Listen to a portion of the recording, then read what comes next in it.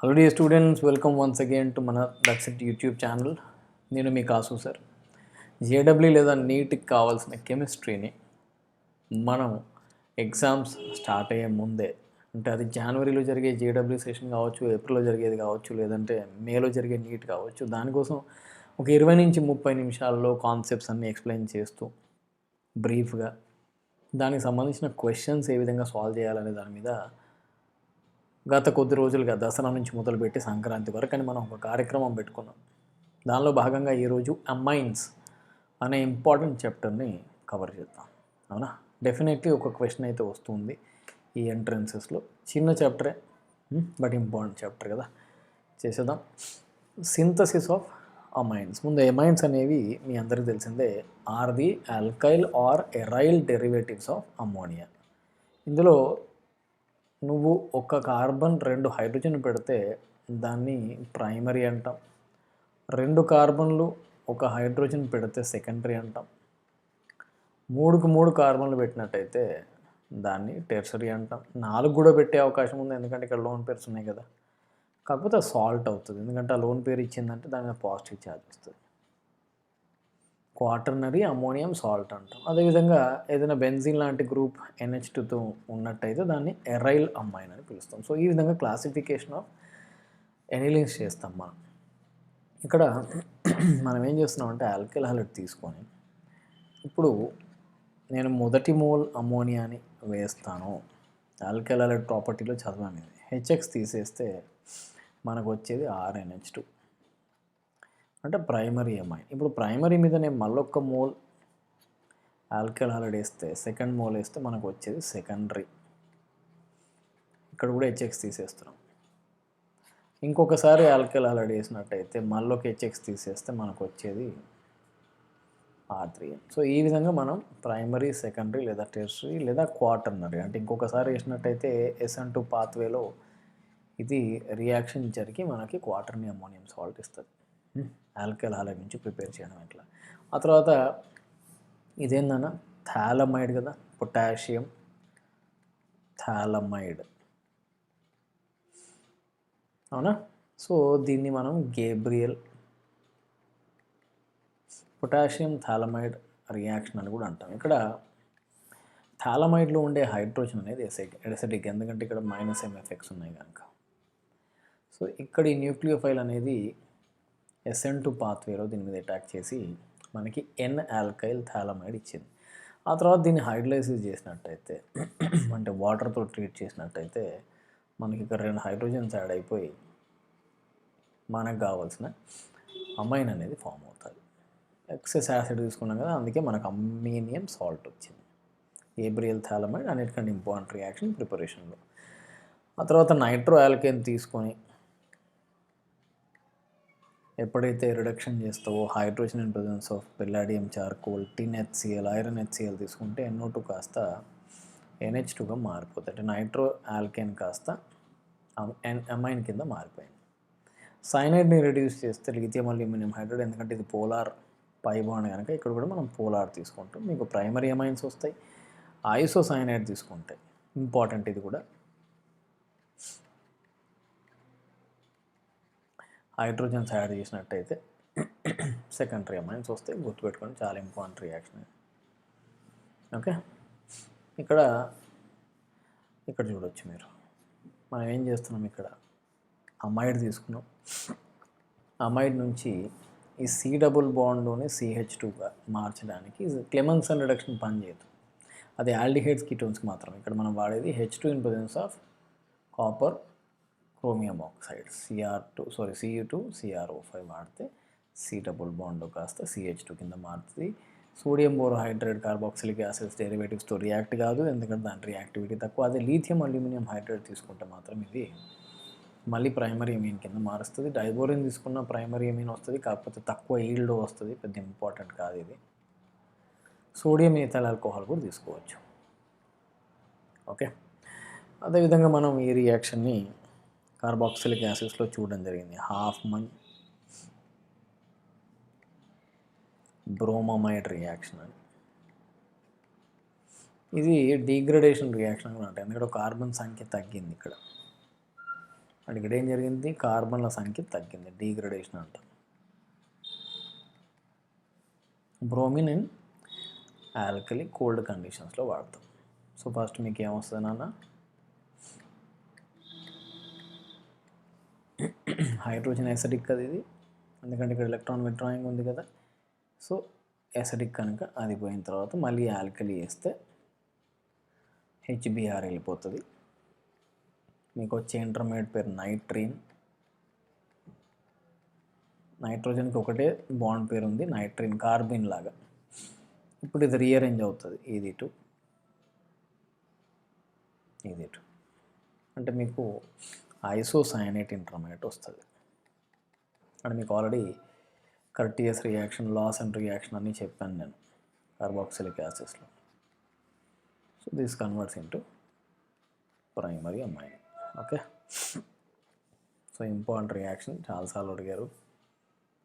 For example this question was asked,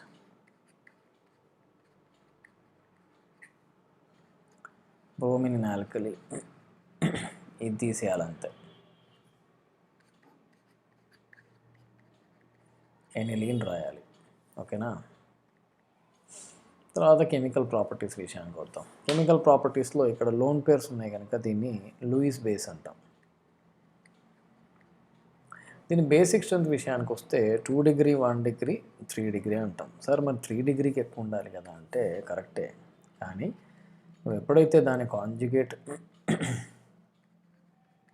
acid రాస్తావు అంటే proton ఇచ్చిన తర్వాత కాంజుగేట్ యాసిడ్ ఏదైతే ఫామ్ అవుతుందో అది స్టేబుల్ అయి ఉండాలి. ఇక్కడ చూడండి, నైట్రోజన్ అనేది స్మాల్ సైజ్, దాని మీద 3 R గ్రూపులు పెట్టినాం, ప్లస్ చార్జ్ పెట్టినాం, అంటే వీటి మధ్య ఏముంటాయి, స్టీరిక్ రిపల్షన్స్ ఉంటాయి. అందుకే అది ప్రోటాన్ తీసుకోవాలంటే భయపడుతుంది. ఇంకా 3 డిగ్రీ ఎక్కువ ఉండాల్సింది, ఎందుకంటే R గ్రూప్ అనేది ప్లస్ అయ్యే ఎఫెక్ట్ షో చేస్తుంది కదా మనకి.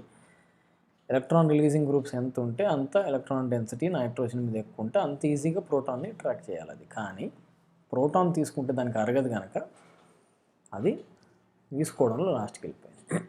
సో ఒక బేస్ లాగా బిహేవ్ చేయొచ్చు ఇది, లేదా న్యూక్లియోఫైల్ లాగా, ఎందుకంటే all bases are nucleophiles, non nucleophiles are bases. అదేవిధంగా మనం ఎలిఫాటిక్ అమైన్స్ని ఎప్పుడైతే ఎరోమాటిక్ వాటితో పోలుస్తామో, ఎరోమాటిక్ కంటే ఎలిఫాటిక్ అమైన్స్ అనేవి ఎక్కువ బేసిక్ స్ట్రెంత్ చూపిస్తాయి, ఎందుకంటే ఇక్కడ నైట్రోజన్ లోన్ పేరు అనేది ఖాళీగా లేదు. సో ఇట్లాంటి క్వశ్చన్స్ వస్తూ ఉంటాయి మనకు బేసిక్ స్ట్రెంత్ మీద. For example pyrrole they compare with pyridine. ఇక్కడ ఏం చెప్తారు, ఇక్కడ ఉండే నైట్రోజన్ లోన్ పేర్స్ అనేవి పొట్ట తిప్పలు పడ్డానికి అంటే ఎరోమాటిసిటీ కోసం తిరుగుతూ ఉంటాయి ఇవి. సో లోన్ పేర్స్ ఫ్రీ లేవు పైరోల్లో. ఇక్కడ లోన్ పేర్స్ తిరగకుండానే ఇది 6 పై ఎలక్ట్రాన్స్ అనేవి సైక్లిక్ డిలోకలైజేషన్లో ఉన్నాయి. సో లోన్ పేర్ ఫ్రీగా ఉన్నాయి కనుక పిరిడిన్ బేసిక్ స్ట్రెంత్ అనేది ఎక్కువ. సో న్యూక్లియోఫైల్ లాగా ఇది SN2 రియాక్షన్లో మోస్ట్లీ పార్టిసిపేట్ చేస్తుంది. కొన్ని రియాక్షన్ చూద్దాం. ప్రైమరీ అమైన్ తీసుకుందాం. ఓకే, ప్రైమరీ అమైన్ తీసుకొని దీన్ని బెంజీన్, సల్ఫోనిల్ క్లోరైడ్ అంటాం. దీన్ని హిన్స్బర్గ్ టెస్ట్ లేదా హిన్స్బర్గ్ రియేజెంట్ అని కూడా పిలుస్తారు. ఈ రియేజెంట్ వాడి మనం ప్రైమరీ, సెకండరీ అండ్ టెర్షరీ అమైన్స్ని డిస్టింగ్విష్ చేయొచ్చు. ఇక్కడ నుంచి HCl తీసేస్తే మనకు ఒక కాంజుగేట్ యాంఫోటెరిక్ సబ్స్టెన్స్ వచ్చింది.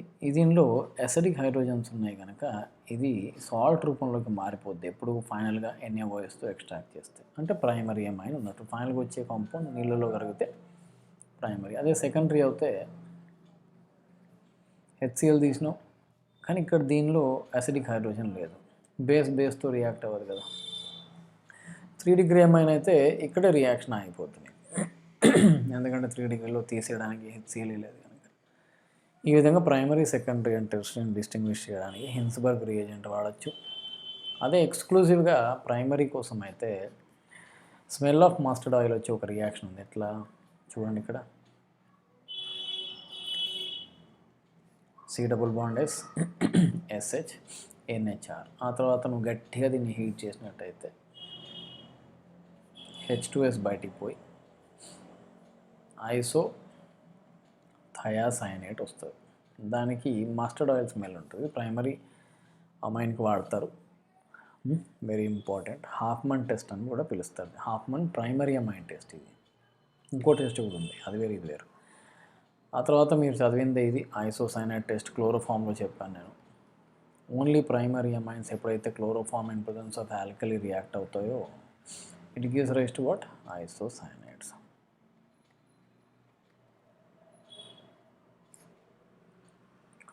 అదేవిధంగా ప్రైమరీ అమీన్ ఎప్పుడైతే నువ్వు HNO2తో రియాక్షన్ చేస్తావు, ఇదంతా అవసరం లేదు మనకి. ప్రైమరీ అమైన్ HNO2 లేదా NaNO2 అండ్ HClతో రియాక్షన్ చేస్తావో you'll get RN double bond NOH. దీన్ని హీట్ చేస్తే N2 వెళ్ళిపోయి ఆల్కహాల్ వస్తుంది మనకి. ఓకేనా? సో ఆల్కహాల్స్ వస్తుంది.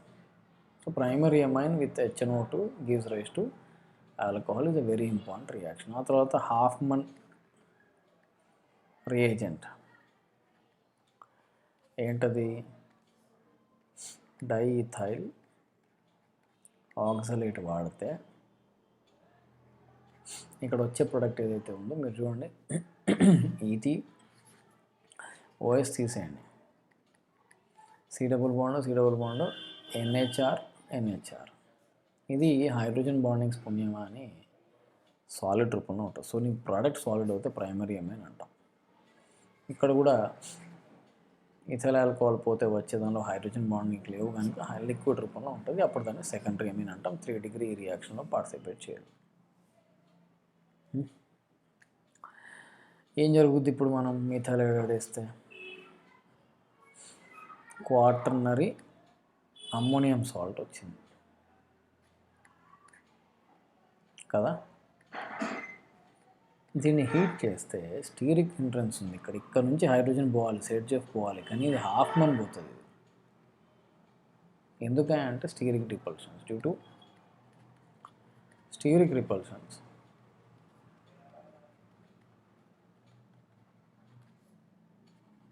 Hoffman elimination occurs.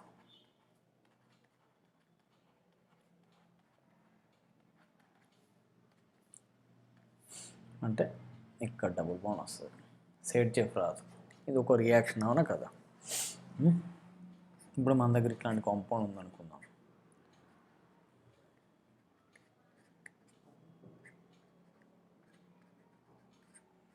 ఈ కాంపౌండ్ మీద నేనేం చేస్తాను అంటే 2 moles ఆఫ్ మిథైల్ హైడ్రైడ్ వేస్తాను. ఎగ్జాస్టివ్ మిథైలేషన్ అంటారు కింద. అంటే ఇప్పుడు ఇక్కడ న్యూక్లియోఫిలిక్ సబ్స్టిట్యూషన్ జరిగింది.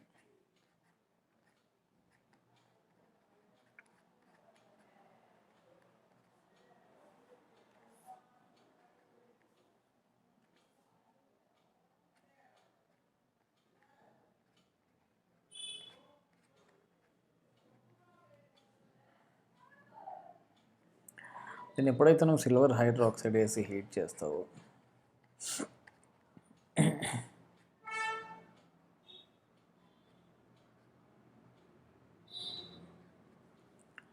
ఇక్కడ నుంచి ఎలిమినేషన్ జరుగుతూ వచ్చేది ఏందన్నా నీకు బెంజీన్ వస్తుంది కదా.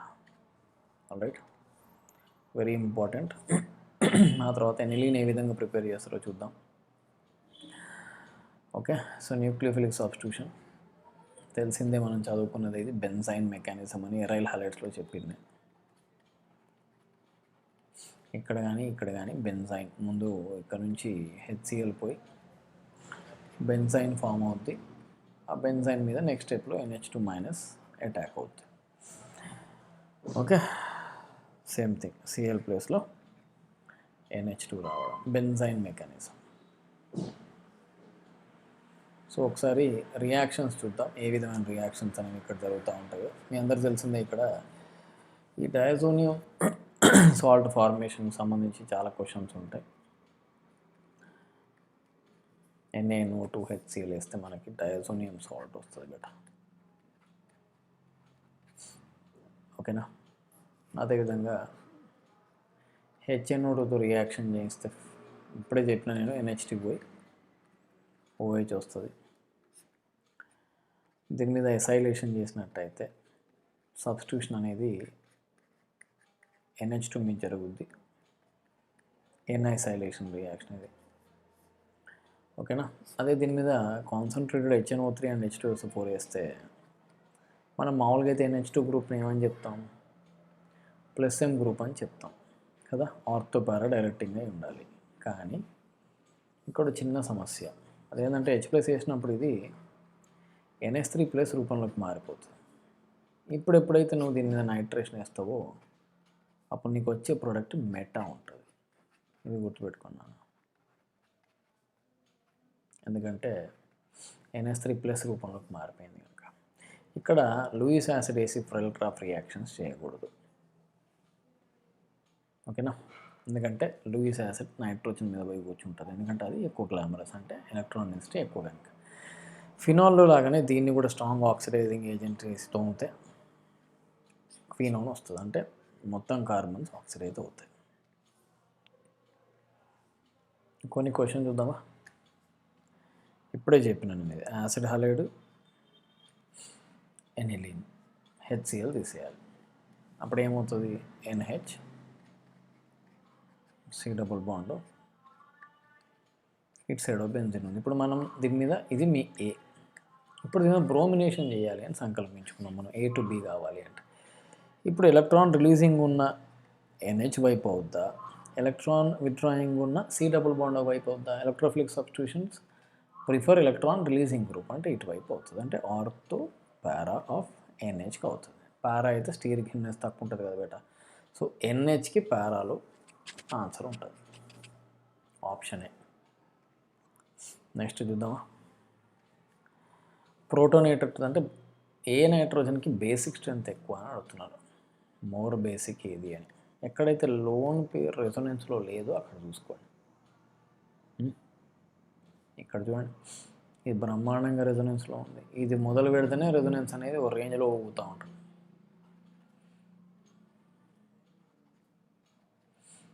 సో ఇక్కడ నైట్రోజన్కి మాత్రం లోన్ పేర్స్ రెజొనెన్స్లో లేవు, 1 నెంబర్, ఎందుకంటే అది లేకుండానే మిగతా అంతా రెజొనెన్స్ జరిగిపోతుంది. So 1 is the right answer. మిగతా అన్ని చోట్ల రెజొనెన్స్ ఉంది. ఓకేనా. ఎందుకంటే ఇక్కడ సార్ మరి ఇక్కడ లేనట్టు కనబడుతుంది అంటే 2లో ఉంది, ఎందుకంటే ఇక్కడ ప్లస్ వస్తుంది, ప్లస్ని కాంపెన్సేట్ చేయడానికి నైట్రోజన్ 2 నుంచి లోన్ పేర్స్ పోవాల్సిందే. So right answer is option B.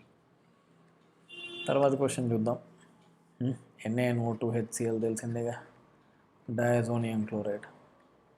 So this is your A, and BF4 minus వేస్తే శాండ్మేయర్ రియాక్షన్ లాగా, శాండ్మేయర్ రియాక్షన్ కాదు ఇది, స్వాట్ రియాక్షన్ లాగా ఫ్లోరోబెంజిన్ వస్తుంది. సో ఫస్ట్ మనకు వచ్చేది ఏంటి, benzene diazonium chloride and fluorobenzene is the right answer. So amines successful complete అయింది. మనకు ఒక 2 తోక చాప్టర్లు ఉంటాయి, ఒకటి బయోమాలిక్యూల్స్ అని, ఇంకొకటి ప్రాక్టికల్ ఆర్గానిక్ కెమిస్ట్రీ అని. ఈ 2 తోకలైనా సరే కంపల్సరీ ఒక్కొక్క చాప్టర్ నుంచి క్వశ్చన్ అయితే వస్తుంది. రానున్న సెషన్లో ఆ 2 చాప్టర్ కూడా కంప్లీట్ చేసుకొని ఆర్గానిక్ కెమిస్ట్రీకి చరమగీతం పాడేద్దాం. So keep watching. వీడియోస్ నచ్చినట్టయితే తప్పకుండా లైక్ చేయండి అన్న, that gives me motivation to make more videos on chemistry. ఒకసారి సెషన్స్ పూర్తయ్యే లోపే మనం ఏం చేద్దామంటే జనరల్ ఇన్ఫర్మేషన్ సంబంధించిన వీడియోస్, అంటే ఎట్లా ప్రిపేర్ అవ్వాలి, ఏ పేపర్ ఏ విధంగా అడిగారు, లాస్ట్ JEE సెషన్లో కెమిస్ట్రీ ఏ విధంగా ఉంది, ఆ విధమైన అన్ని టాపిక్స్ మనం డిస్కస్ చేద్దాం. Keep watching, stay tune to that's it YouTube channel. Thank you.